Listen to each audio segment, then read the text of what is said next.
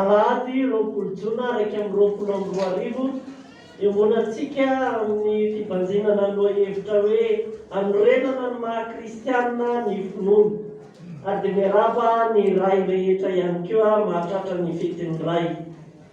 Amin'ity ity isika dia manoman'Andriamanitra miara-mankalaza azy noho ny fahadimy amby roapolo taona miara-miasa teo amin'ny mpitandrina Andrianary Jaona Norosoa sy ny fitandremana Ambohijafy fanantenana. Jehovah, aza izahay no omena voninahitra fa ny anaranao ihany. Andeha hiaretsangana sika riavana iredona ny hira miorena tsara ka mendiny voalohany ihany no tanterahantsika.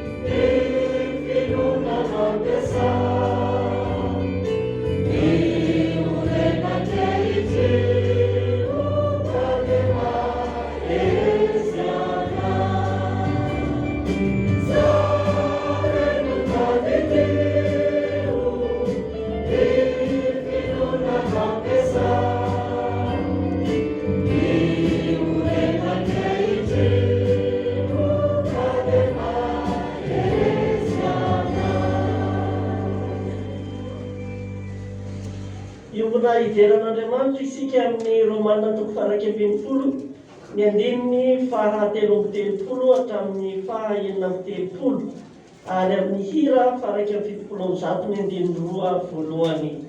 Ho an'izay rehetra mahalala an'Andriamanitra sady voantso no masina, ho aminareo ny fahasoavana sy ny fiadanana avy amin'Andriamanitra raintsika sy Jesosy Kristy Tompo. Amen. Iariredona ary isika amin'ny fideranan'Andriamanitra ny Romanina 1:20, ny andiny 13 hatramin'ny 1:30. Amin'ny anaran'ny Tompo manao hoe endreny alany ny aren'Andriamanitra sy ny fahendreny ary ny fahalalany, ny fitsarany tsy hitalany ary ny lalany tsy azo fantarina. Fa iza no nahalala ny sain'i Jehova ary iza no mpanolontsaina azy? Na iza no manome azy aloha manina azy indray? Fa izy no haviany izao zavatra rehetra izao, ary izy no niazona azy, sady izy koa no antony. Izy ane no memoninahitra mandrakizay. Amen.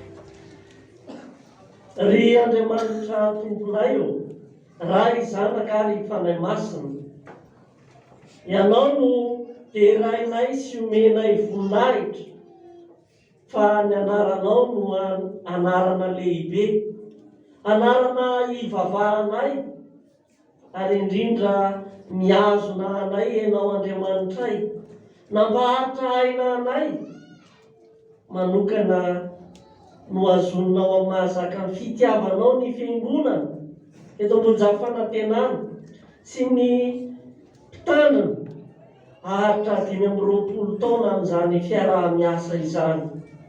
Isaoranay koa ianao, ny amin'izay rehetra nomenao anay tsy tambonay tononona, fahasoavana amin'ny fahasoavana ireny. Koa misandrata amin'ny voninahitrao Andriamanitra, fa ianao irery ihany no mendrika izany.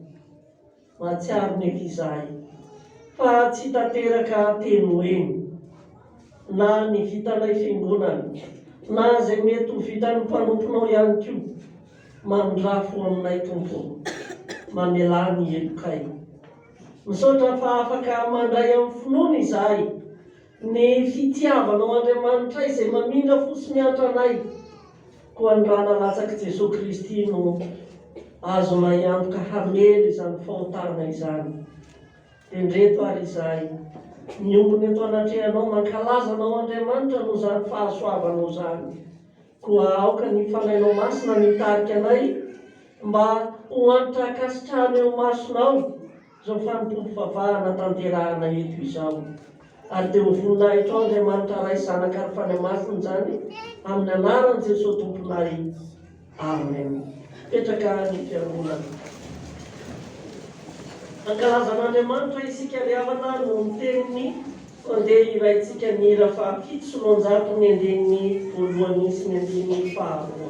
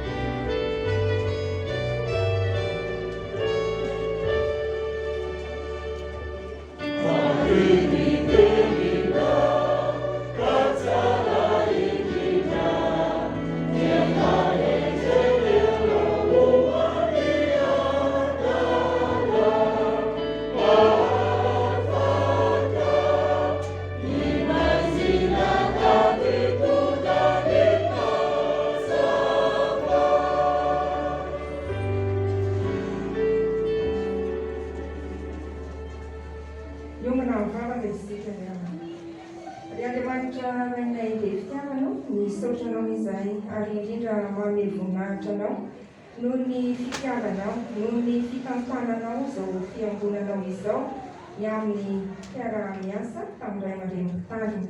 Ankehitriny tompo dia ovakina ny teninao dia mangataka indrindra ny fahafenon'ny fananao masina izahay ary izay rehetra omenao dia mba hitoetra ao anatin'ny fonony vahoakanao ka iorenany amin'ny finoana tokoa. Dia mitenena raha tompo fa miaino ny mpanomponao ary ny mpanomponao izay anatanteraka ny vakiteny dia ianao no hiarolavana ny teny sy ny mpanomponao izay mbola hanambara izay izany teninao izany dia ho anao irery ihany ny voninahitra. Misaotra tompo. Amen.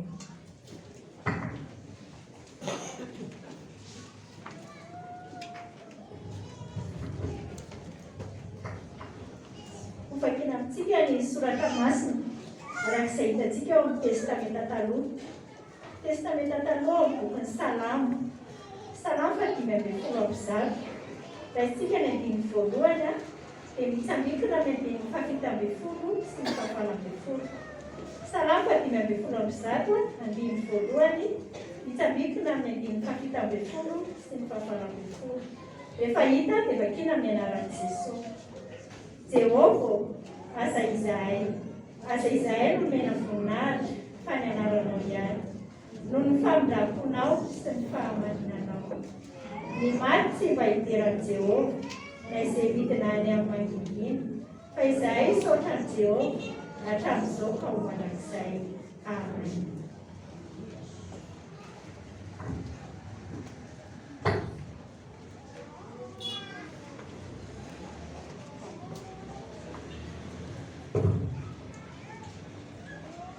Tozantsika ny famakiana soratra masina. Mateo 7:20, andiny voalohany ka hatramin'ny 12. Filazany tsara ny Mateo 7:20, andiny voalohany ka hatramin'ny 12. Amin'ny anaran'i Jesosy, nilazan'i Jesosy ny faharatsian'ny mpanolo-dalàna sy ny fariseo amin'izany Jesosy dia niteny tamin'ny vahoaka sy tamin'ny mpianaka nanao hoe eo amin'ny fipetrahan'ny Mosesy nipetrahan'ny mpanao-dalàna sy ny fariseo. Koa amin'izany izay rehetra lazainy dia ataovy ka tandremo. Fa aza mba manao araky ny asany satria miteny ihany izy nefa tsy manao. Eny, manome entana sady mavesatra ny sarotra entiny izy ka manaingina izany eo amin'ny solok'ny olona. Nefa ny tenany tsy mety manetsika izany na dia amin'ny ratsan-tanany anankiray aza. Ary ny asany rehetra dia ataony mba ho hitan'ny olona, fa ataony lehibe ny filakiterany ary ataony vaventy ny solontra viaviny. Ary ity ny fitoerana aloha eo amin'ny fanasany izy, sy ny fipetrahana aloha eo amin'ny sinagoga sy ho aravain'ny olona eny an-tsena ary ataon'ny olona hoe ravo eo. Fa ianareo kosa aza mba mety atao hoe ravo eo, fa iray ihany no mampianatra anareo. Ary anareo rehetra dia mpirahalahy avokoa. Ary aza milaza olona ety an-tany ho rainareo, fa iray ihany no rainareo dia izay any an-danitra. Ary aza mba mety atao hoe tarika ianareo, fa iray ihany no mpitarika anareo dia Kristy. Fa izay lehibe aminareo no mpanompo anareo, fa izay manana-tena no ahety ary izay mametsy tena no asambatra. Amen.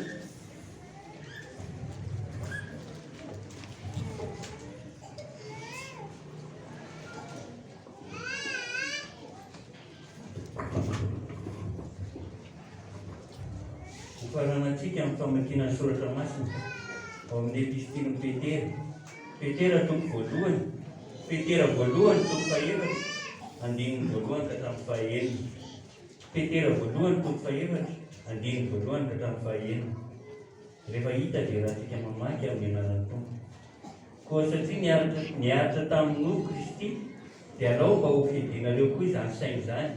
Fa izay niaritra amin'io dia efa afaka amin'io, mba tsy handanianareo ny andro sisa iainanareo amin'io fa araka ny filan'ny olona intsony, fa araka ny sitrapon'Andriamanitra. Fa izay ny andro lasa ho nanaovana ny fanaon'i Jesu Kristy tamin'ny andehanana tamin'ny fijery-jejony sy ny fanirian-dratsy sy ny fisotroto ary ny fanokon-tsafy izay fady indrindra. Ary amin'izany dia gaga izy ireo satria tsy mba miara-miaraka aminy ianareo amin'izany fanarampo amin'ny ratsy izany, ka dia teneniny ratsy. Nefa amohan'ilay efa voninay tsara ny velona sy ny maty izy, fa noho izao no nitoriana amin'ny fikazany tsara tamin'izay maty azy, mba ho tsaraina araka ny olona amin'ny nofy izy, fa ho velona araka an'Andriamanitra amin'ny fanahy. Amen. Ray masino manamasinana amin'ny fahamarinana, tena amin'ny fahamarinana. Amen. Injano nisy feo ka iza no tsy mandre. Iarantsangana isika hitsena ny afatry ny tompo amin'izany hira fa efatra hoe folo sy telonjato andininy voalohany izany.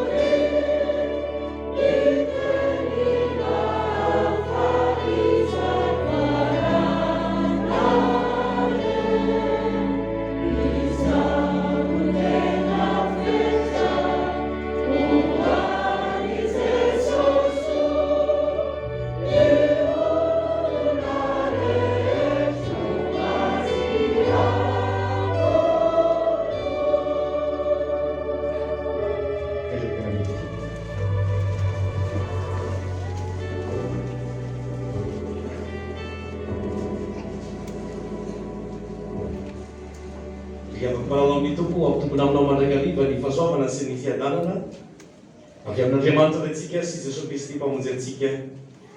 Amen. Misaotra an'Andriamanitra isika riavana amin'izao taona jobily ho an'ny fiangonana sy ny ray aman-dreny tanjona mianakavy izao. 5 taona ny arahany asa, 5 taona ny arahana nompo, taom-pahasoavana lehibe ho antsika izany riavana. Ary ankehitriny ny afatr'Andriamanitra izay napetratsika hijorona vavolombelona andraisantsika ny afatrany jobily dia ny Salamo 5:1. Jehova aza izahay nomena voninahitra fa ny anarana miady. Ao anatin'izany indrindra miarabana ny fiangonana sy ny ray aman-dreny tanjona mianakavy riavana noho izany 5 taona ny arahana nompo izany. Inona no afatry ny jobily? 5 taona ny arahana nompo. Ity salamo ity riavana dia salamo mampiseho ny fahambonian'Andriamanitra, salamo mampiariary ny fahalebiazan'Andriamanitra, ary aseho miariary eo anatin'izao salamo izao fa tsy azo ampitahina amin'ireo karazan'Andriamanitra nataon'ny tanan'olona tao mila zavatra. Ilay Andriamanitra be voninahitra, ilay Andriamanitra tompony ery izay atrehantsika eto ankehitriny. Noho izany hitantsika taratra amin'ny alalan'izao andininy voalohany izao, Jehova aza izahay nomena voninahitra fa ny anaranao ihany. Hitantsika taratra eto ny afatra. Tian'ny fiangonana hijoroana vavolombelona, tian'ny mpanompon'Andriamanitra hijoroana vavolombelona amin'ity taona jobily ity. Misy afatra telo avoakan'izy io riavana. Ka ny afatra voalohany dia takina amintsika fiangonana anehoana ny voninahitran'Andriamanitra, ary ny roa ambiny kosa dia toetra sy fomban'Andriamanitra asehon'Andriamanitra mba azahoantsika manome voninahitra azy Andriamanitra. Noho izany inona no lalana sy fomba azahoantsika mampiariary ny voninahitran'Andriamanitra? Ahoana no tokony ataon'ny fiangonana mba hiasikasiana izany voninahitran'Andriamanitra izany, izany fahalebiazan'Andriamanitra izany?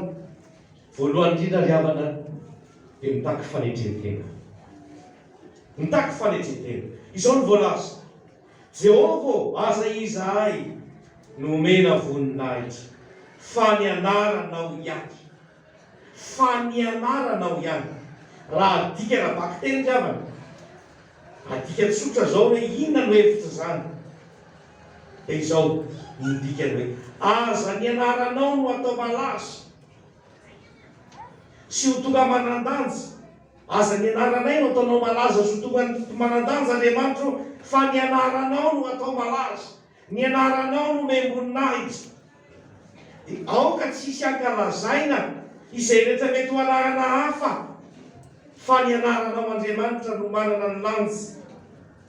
Noho izany riavana tokony hitoetra eo am-bavan'ny maro izany anaran'Andriamanitra izany. Aizan'ny olona manome voninahitra n'Andriamanitra dia mitarika antsika eritreritra ihany koa izany riavana. Mitarika antsika handinika lalina ho antsika mpino, ho antsika mpanompon'Andriamanitra. Fa manafoana ny maizy azy antsika, mampietsy antsika ho iaiko tsinotsinona eo anatrehan'Andriamanitra ny fanetretena seho antsika hiariariny ny voninahitran'Andriamanitra, hisomadina ny voninahitran'Andriamanitra, hisehoany ny voninahitran'Andriamanitra. Tsy maintsy isika ihany riavana manafoana izay mba everitsika ho voninahitsika, izay everitsika ho riariantsika eo amin'ny tenantsika, ho ambany lavitra sy tsinitsiny eo anatrehan'ny fahalebiazan'Andriamanitra sy ny voninahitra. Jehova aza izahay nomena voninahitra fa ny anaranao ihany. Aoka ny anaran'Andriamanitra no hiariary sy hiseho hisongadina eo amin'ny fiainan'ny mpino izay miantso sy manome voninahitra n'Andriamanitra. Riavana ny tompo, anisan'ny teny mahazatra antsika protestanta, tena mahazatra antsika protestanta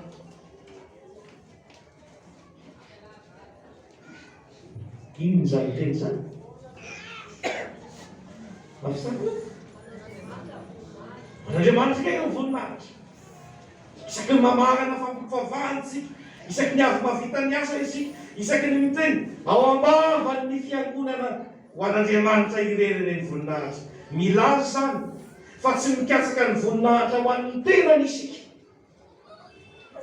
Ho an'ny tenantsika isika. Tsy mitady voninahitra ho an'ny tenantsika isika.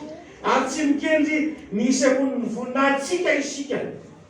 Na amin'ny teny, na amin'ny atao, fa mikendry mandrakariva isehony ny voninahitr'Andriamanitra. Izany no katsai ny fiangonana. Izany no aseho ny fiangonana.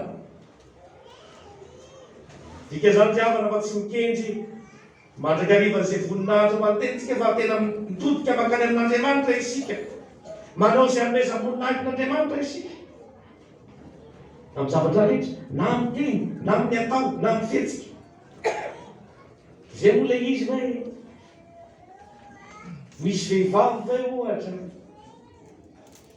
manao akanjo manasa-pe dia ozy izy mile tsara zany akanjo ity zany dia man'Andriamanitra ireny ny voninahitra fa tsy tomona midina ihany le izy.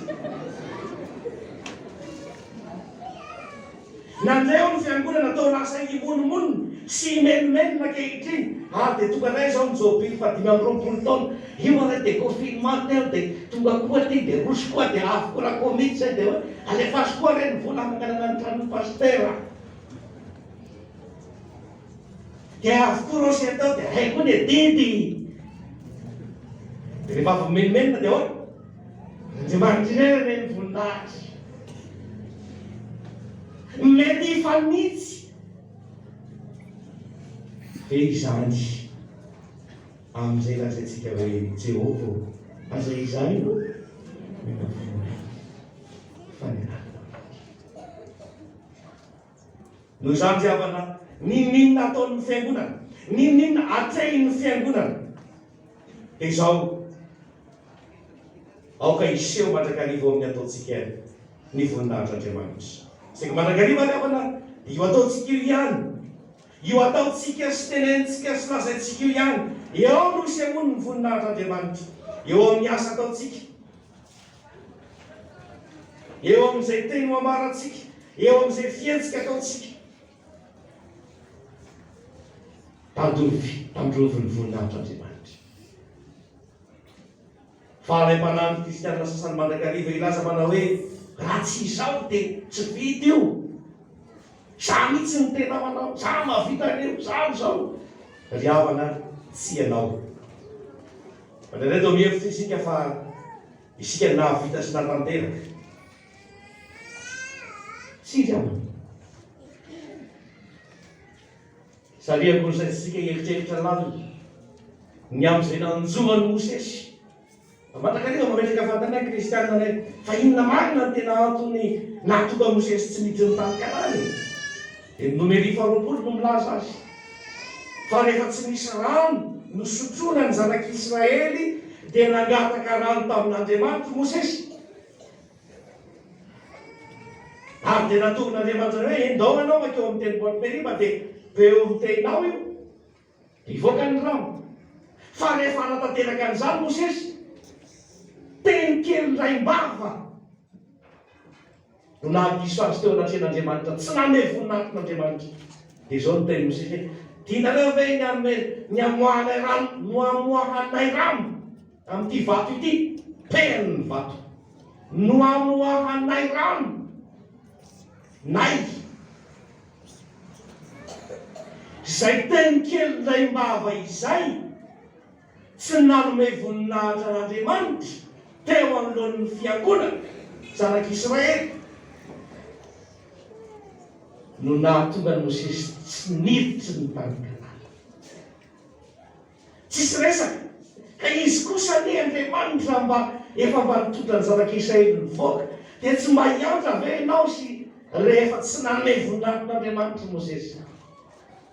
Entitra amin'izany Andriamanitra. Noho izany, tsy azon'ny olombelona rombahana ny voninahitran'Andriamanitra. Fa ny ampisandratra ny voninahitran'Andriamanitra, ny asikasiana ny voninahitran'Andriamanitra amin'izay rehetra ataontsika Izany no itarihany soratra masina antsika afatry ny jopily ho katsay ny fiangonana, iaina ny fiangonana. Mahelantsika ny havana zany, fa tsy sika ny mahavita sy mahatanteraka, ary aoka hietsy eo anatrian'Andriamanitra isika eo anatrian'izany. Tangeny olona rehefa tsy voalaza ao am-piangonana izay natao sy ny sisa, dia testa sy malahelo, testa sy malahelo. Any anay dia tsy manontolo natao hoe zay no nanao be tamin'iny tao ka. Ela tsiny no vaveny ositra. Javana. Asainy ny sokatra masina manety teny isika.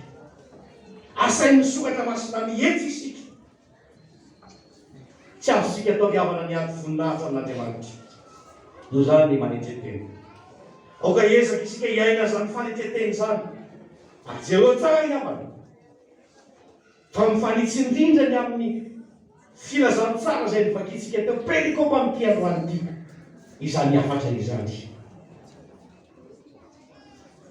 Mitaky fanetretena, miantsy fanetretena. Dia jereo ny fanetretena Kristy, fa na dia nanana ny endrik'Andriamanitra azy, dia tsy natao ho zava-dehibe ny fitoviana amin'Andriamanitra, fa naka ny tarehan'olona izy. Mba azahoany mamonjy izao tontolo izao, tsy maintsy mihetsy Kristy. Mba hiasikasiana ny herin'Andriamanitra, dia le herin'Andriamanitra nanangana azy tamin'ny maty. Noho izany, mietseny fiangonana, mba hisehoany ny voninahitran'Andriamanitra. Rehefa tsy mety hetsy ny fiangonana, aza manantena voninahitran'Andriamanitra iseho. Azay mahatonga n'Andriamanitra milaza ho an'ireo vahoaka Israely hoe nolotonareo tany amin'ny jetilisa ny anarako. Nolotonareo tsy mamasinina tany amin'ny jetilisa ny anarako. Test'Andriamanitra. Satria fihetsika tsy maneho voninahitran'Andriamanitra no entin'ny fiangonana miaina any amin'ny fiarahamonina. Ka zay rehetra ataonao ary, dia ho anisany voninahitra. Mamafatrano ianao, vitan'ny fafatranonao, dia ho anisany voninahitra. Manimba zavatra ianao, dia mavita ny fanombanao azy, dia ahoana ny tenenao? Andriamanitra rerenena. Monimonina ianao mpanaovana ny asan'Andriamanitra, zaka foana ny dekona ny asa. Io zao anasa vera rehefa avy dia zaka ihany ny tantrafarana eto. Zareo ohatry ny manakale daholo, Andriamanitra rereny voninahitra. Tsy mitombony zany.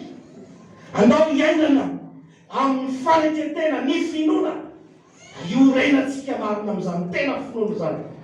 Ka tsy hoe mambava fotsiny, ry kristianina malalo. Ny iainantsika ny silazantsika ny amin'ny finoana sy ny fanekem-pinoana. Ka andao hiainana amin'ny fanetretena zany. Isandratan'ny voninahitran'Andriamanitra. Isehoany ny voninahitran'Andriamanitra. Zay no afatra voalohany diavana. Isehoany anehoana ny voninahitran'Andriamanitra dia ny fahaizantsika fiangonana manetretena dia misandratra sy miseho ny voninahitran'Andriamanitra. Zay no takian'Andriamanitra amintsika. Zay no anasan'Andriamanitra amintsika.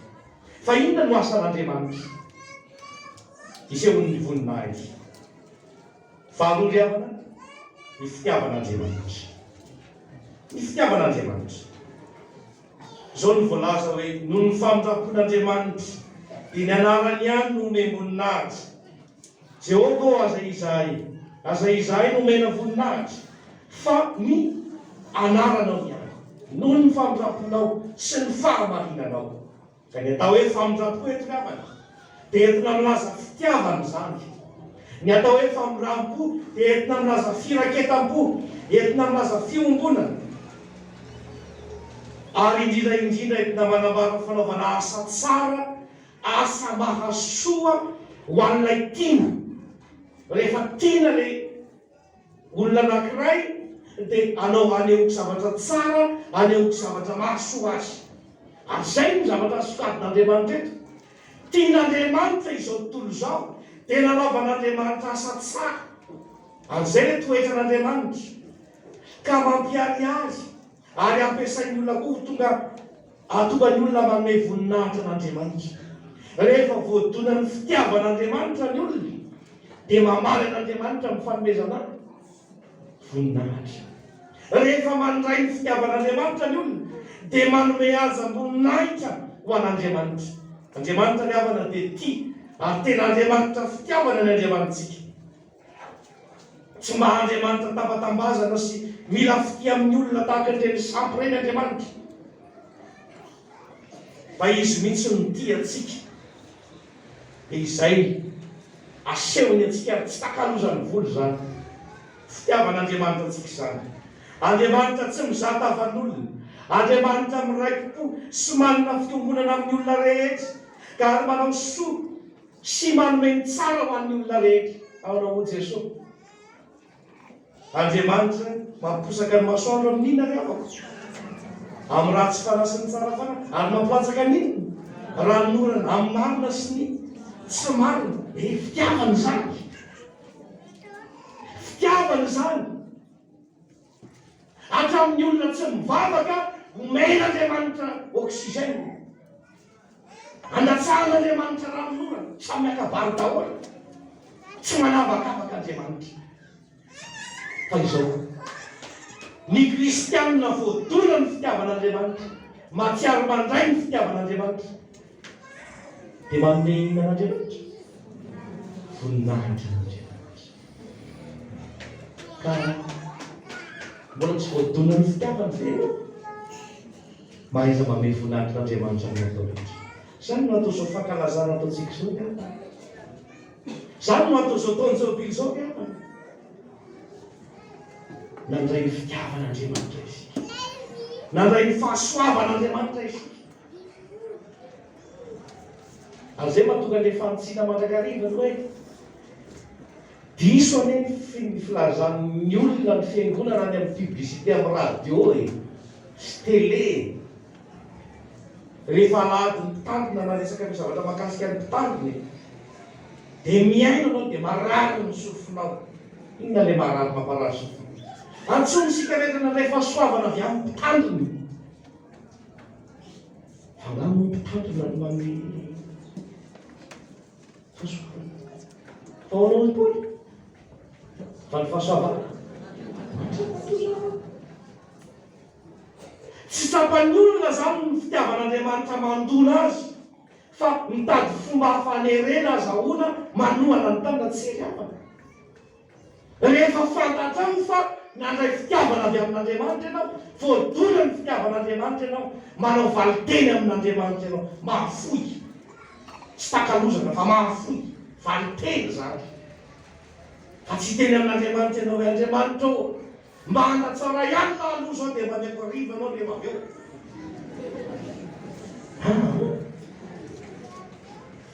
Tsy fitiavana. Fa zany rehefa matsiaro ny voadona ny fitiavan'Andriamanitra, dia tonga mavy. Asany nge ny olana kiatona ny fiangonana. Dia kiatona ny fiangonana koa. Dia io dia fa hosokafana fa dia iny koa rehefa dia rakitra zao nefa tena mampana. Tsy misy rakitra mihitsy rehetra fiangonana maninona ary. Tsy riafany.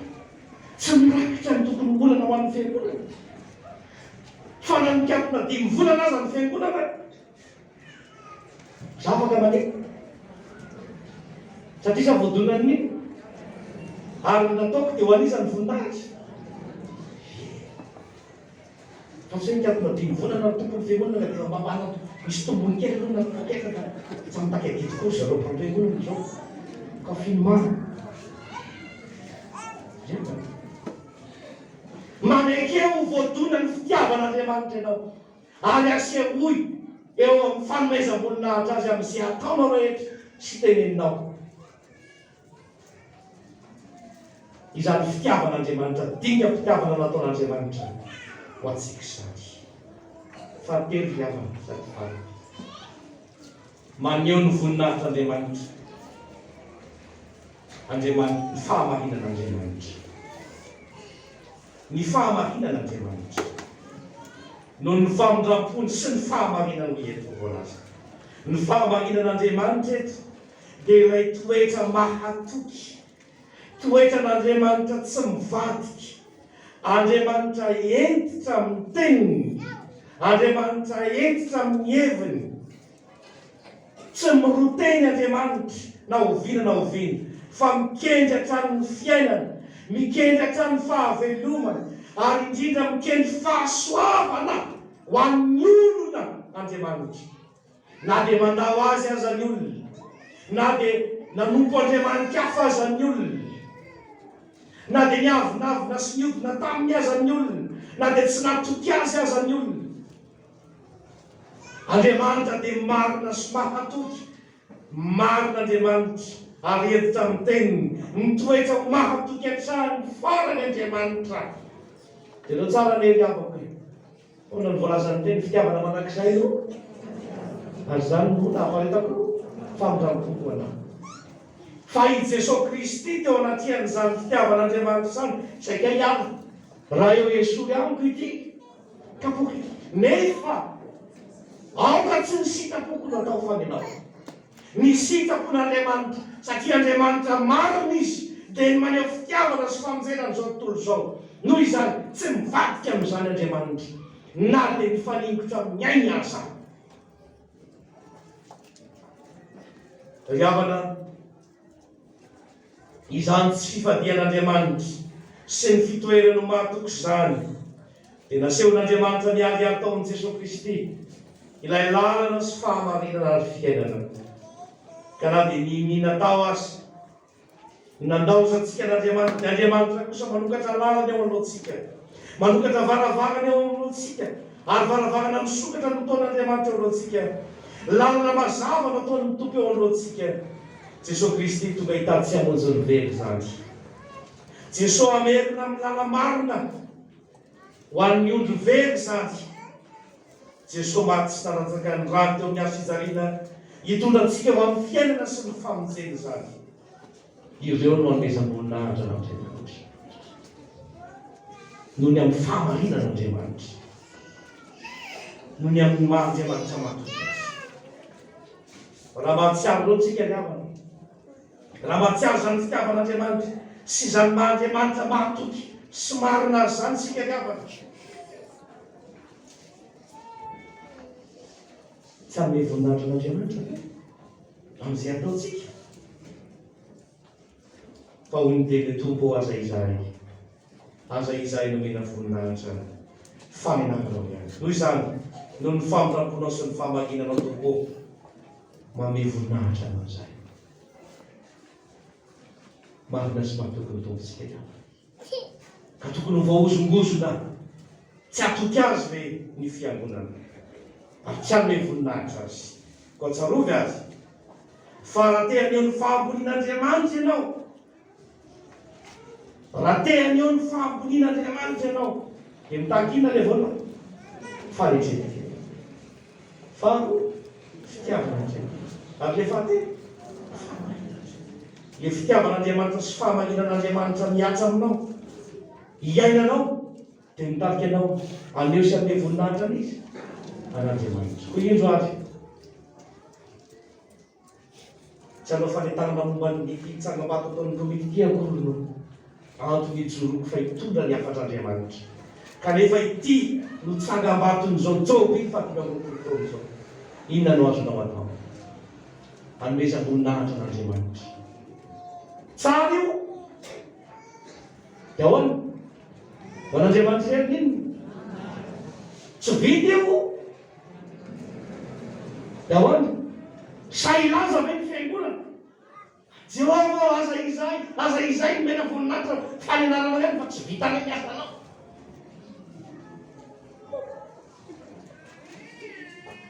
Inona ary no azon'ny fiangonana atao? Raha matokotany koa tsy afaka nireny ihitsy hoe zavana vita tika fiangonana be ty, raha tsy zaty tsy vita. Hita ao anatin'izao ny faritretenan'ny mpanompon'Andriamanitra. Zany ny fampahirizantsika ankehitriny. Noho izany, raha misy arivo ariary azy efitanana karetsaka any aminao any dia aneo koa. Tyle karetsaka. Raha mbola mila simao ny komiko, ka misy azy efitanana simao 5 kilona, 2 kilona, 1 kilona meo ny komiko. Simao 1 kilona. Inona no azonao? Fa rehefa vita amin'izany ka hitokana azy, ohatran'ny amin'ny septambra ilay mety tamin'ny fidirana voalohany. afaka ilasika aloha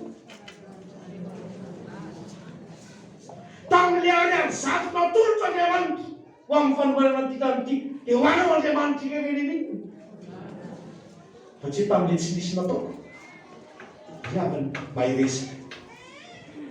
mahay resa fa hery lehibe eo antsika fiangonana mijoro vavolombelon'ny finoana ary zany le finoana natao iorenantsika fiangonana ny ananan'ny fiangonana fanetetena ary rehefa tsapan'ny fiangonana ny fitiavan'Andriamanitra sy ny fahamaninan'Andriamanitra dia mahay manome voninahitr'Andriamanitra isika ka ho an'ny tsy afaka manatanteraka mihitsy ve tsy mahatsiaro ny fitiavan'Andriamanitra sy ny fahamaninantsika va ka tsy afaka aneo ny voninahitr'Andriamanitra mizay ataontsika ry havako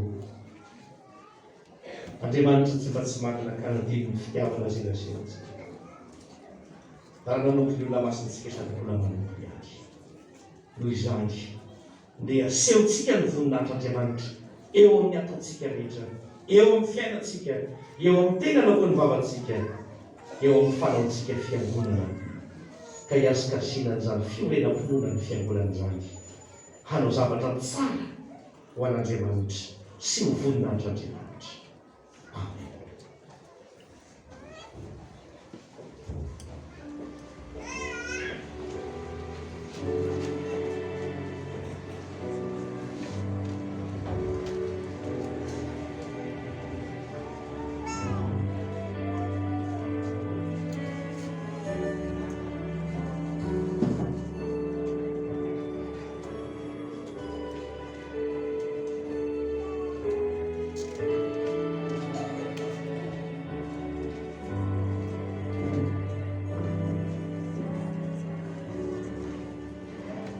Fahavatsika miama ny fifalianay Andriamanitra dia ny anangina ianao Andriamanitra marina sy masina ary matoky amin'ny teninao misaotranao no ny teninao izay nampitondrahanao ny mpanomponao izay hery lehibe ho anay indray entina mijoro vavolombelona eo amin'ny fiainanay misaotra Tompo fa raha misy tokoa voninahitra dia anao rehetra zany amin'izay rehetra ataonay sy tanterahanay Tompo oka anay sy ho resy lahatra tokoa zay ary ara-iombona amin'ny teny ny soratra masina hoe izahay tsy maintsy miaina fa ianao kosa tsy maintsy mitombo eo amin'ny fiainam-panompona rehetra ka raha tia ame voninahitra anao zay dia anaiky hanana fanetsetena tokoa eo amin'ny fiainanay rehetra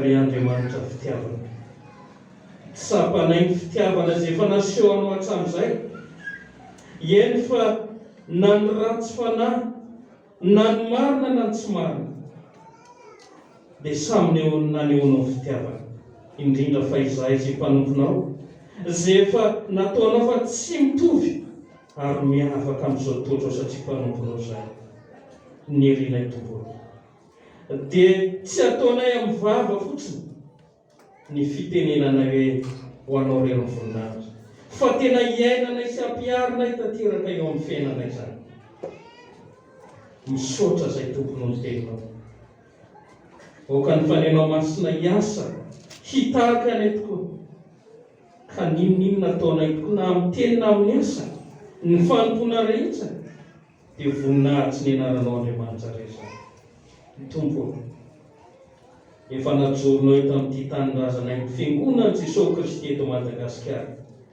manana ny vina manana ny tanjona rehetra indrindra fa ny amoto filazany tsara tsy mora zany Tompo ilaina fandavan-tena fahafozana izany anetsika ny fon'ny kristianina tsirairay ary dia mitondra mahavak'izay ny synode lehibe izay tokony ho tanterahana amin'ny volanao ianao ny asa ao anatin'izany Tompo ka aneo ny voninahitra tokoa fa Andriamanitra mahery sy manana ny fahefana ianao hiasa ao anatin'izany ny fivorian'ny mpiandraikitra foibe izay efa notanterahana nanomboka tamin'ny alarobia teo ary marana an'izany ao anatin'ny inerinandro avy anome fahasalamana sy rairay n'olon-tsaina feno fahendrena ho ho an'ireo tompon'andraikitra rehetra ianao ka tsy katsakatsaka afa-tsy ny fanomezam-boninahitra ny anaranao rery any.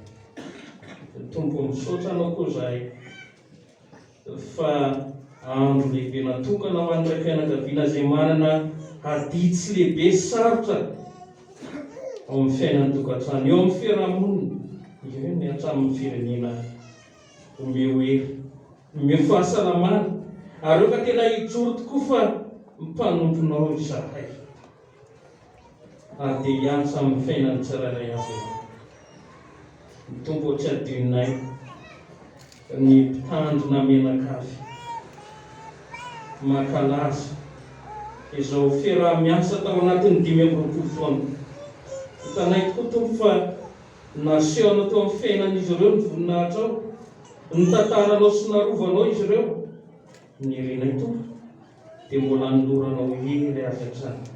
Ka na inona na inona tompo zavatra mety iseho, ny mampanomponao anay dia betsaka amin'ny zavatra mifamafao, na ny fifaliana, na ny fahoriana, ny fahaserana na maro samihafa.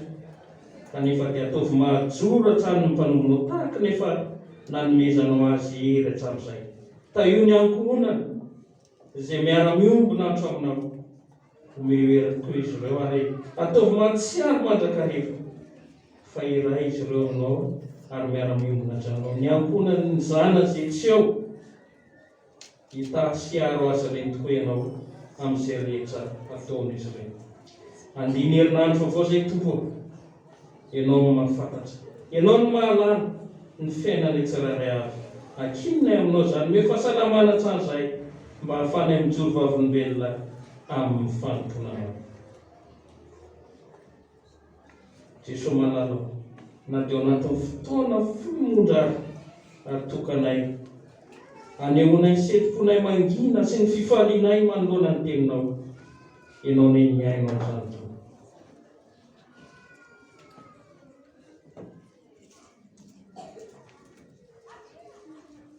Misaotra Andriamanitra fa be fitiavana ianao. Ho fifalianay sy fiombonanay ary tianay manakambana izany vavaka izany ilay vavaka nampianarinao manao hoe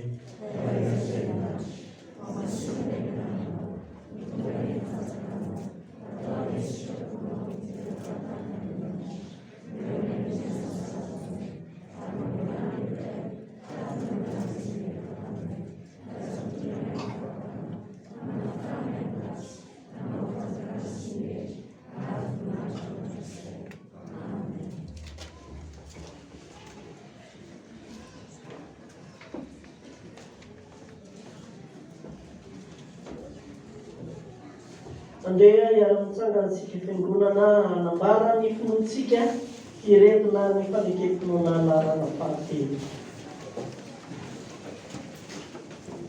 Mino an'Andriamanitra tsy toa aho izay mpanao ny lanitra sy ny tany. Andriamanitra dia fanahy, Andriamanitra dia fitiavana, Andriamanitra dia nanjakatra amin'ny taloha indrindra ka ho mandrakizay. Andriamanitra dia mampiseho ny fitiavany antsika fa fombola mpanota isika dia maka monjy antsika Kristy. Mino an' Jesosy Kristy ny zananay tokana tombontsika aho. Tonga izy hitady sy hamonjy ny very. Izy ny lalana sy fahamarinana ary fiainana. Izy dia tsy milombo matsy anio ary mandrakizay. Mino ny fanahy masina. Izy manambara ny fanahintsika fa zanak'Andriamanitra isika. Fanahinay ihany no mampabatisantsika rehetra ho tena iray. Ny famersena izay ento mandresy izao tontolo izao dia ny finoantsika. Tompo amin'ny tombony finoanay. Amen. Petraka ny fiangonana. Asaina ny adokotira no menjara hirany mialohan'ny raharan'ny fiangonana izay lazaina amintsika ihany.